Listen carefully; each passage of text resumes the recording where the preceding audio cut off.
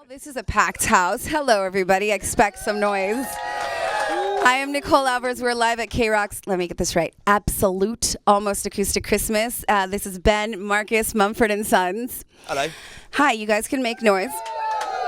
That's what I like about KROQ. You've always got a little bit of a vibe going. Yeah, we should. You do. So here's a confession, but you keep it between us. So the reason that I met you earlier over there, you know why I was standing there? Why? Because I was stalking your drummer. Chris, how do you pronounce his name? His name is Chris Mass. But I call him Christmas. Well, he's yeah, Christmas. But he's so handsome, we call him Christmas and birthday. He's because he's just beautiful. He's beautiful. He's fine at the drums. He's absolutely but he's beautiful. I noticed. He's from Luxembourg. Have you ever met anyone from Luxembourg? No, before? It's almost. He's dreamy and exotic. It's annoying. Yeah. I went to see you guys at Austin City Limits when you brought out Lars Ulrich of Metallica, which blew my mind. Not as good looking as Christmas and birthday, in my opinion.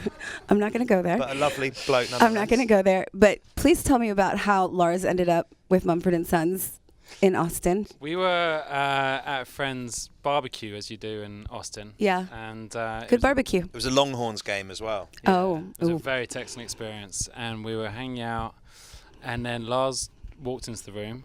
And he's got quite a strong presence. He does. And we met him for the first time. This was the day before the show. And we've always just gone for it when we've asked for people if they want to collaborate and just be like, do you want to come up and play some drums? And he was like on the fence about it. He was like, you know, that could be cool, but it's not really something I do. I don't like jump up with bands. He doesn't. No, it's not a thing. He's got like no history of doing it. And anyway, the next day, he said he woke up that morning and he was like, you know, screw it, I'm gonna. Good for Lars. Yeah, and it was really good fun. Yeah, it was amazing. He's one of the nicest guys we've ever met. He's like got such a big heart. I was in the audience and everybody was like, "Is that? Oops." Can I say that? Oh, cool. They were like, hold on, she fucking swears. Unbelievable. She was just giving us a fucking lecture about it. I'm going to drop the C-bomb any moment now. So when they sat down, he's like, "What if I drop the C-bomb?" I'm like, "You can't do that. They make us I'm just sign programmed papers." not to because I've done radio so much. I'm completely programmed not to swear. It's like a different part of my brain just engages. And there you go. Unbelievable. What just happened? Usually I prepare for these things because I'm a professional, and I have absolutely nothing prepared because I love your band so much that I just wanted to have a conversation with these humans. And I was telling Marcus, that's like going to school and saying to the teacher, like, I haven't done my homework because I just am so enamoured by the way you speak about it. I don't want to project any of my own thoughts onto your thoughts and the way you talk about it. You're funnier than I imagined. All right, mate. I see you. Unbelievable. I see you. Just because we sing sad songs doesn't mean we aren't humans too. Oh, I want to drink with you so badly. Wait, so I was telling you there's bands that you love, and there's bands that you love so much you travel for, and you will go broke going to see them in different countries. That's Mumford and Sons for me. I have zero money because I travel to see you so much. I love you so very much. You're wishing you'd written some questions. No. I do. I'm not.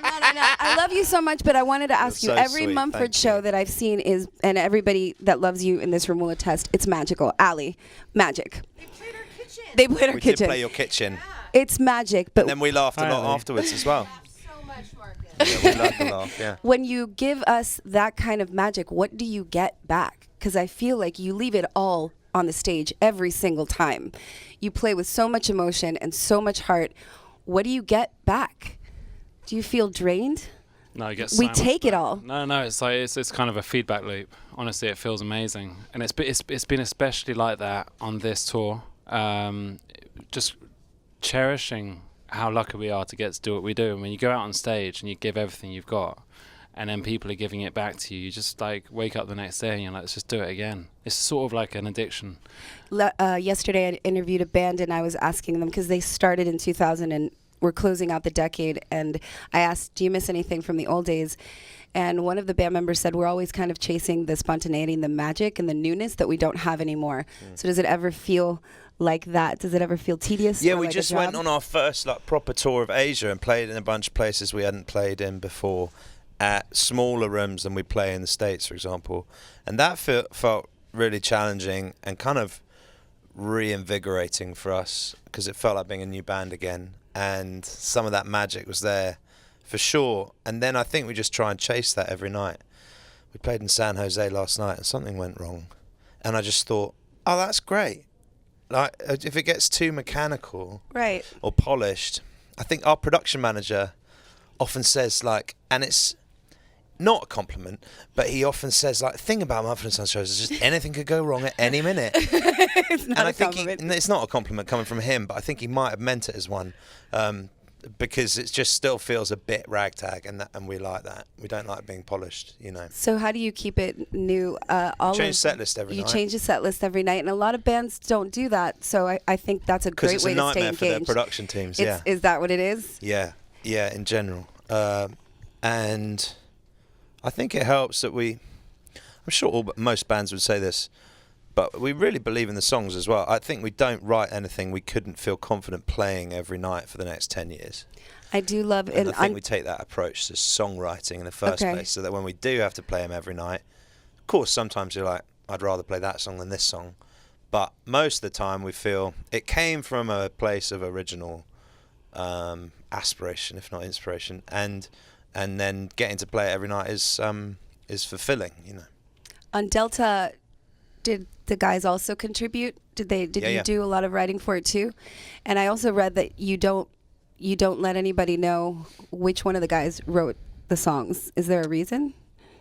Yeah, we used not. I like to. the mystery of it. Don't get me wrong. Yeah, we've changed it up a little bit. We felt like we're a little bit older now than we were when we started the band, obviously. But that means that we've lived quite sort of more colourful lives.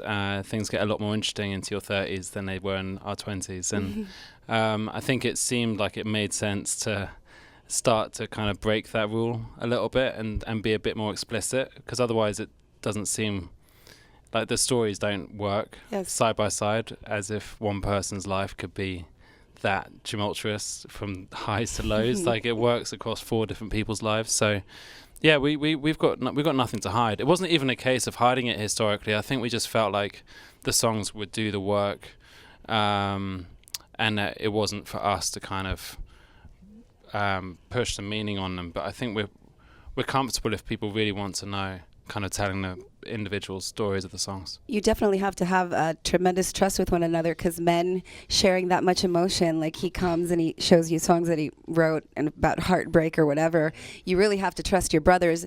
And I think most British men aren't very open with their About to emotions. generalise, aren't you? I know. I was like, I saw the look you gave me. I'm like, I'm gonna shut that up. Here we go. No, I actually What read generalisations that. can I make about women? I read that in an interview. American women. In a Marcus Mumford Rolling Stones interview. I think that. For your Yeah, information. you're well done. I Thank do you. generalise too much. Yeah. I think. Yeah, I think it is a vulnerable thing to take something that you write in the most private moment, and then you sort of publicise it. So the first step for us is publicising it to the 3 other members of the band, and that is the most vulnerable moment, really, I think. And then from there on, it becomes a band song, and you get the band machine behind it, and then you can feel a bit more confidence in presenting it to the world. But it's still a weird thing to do.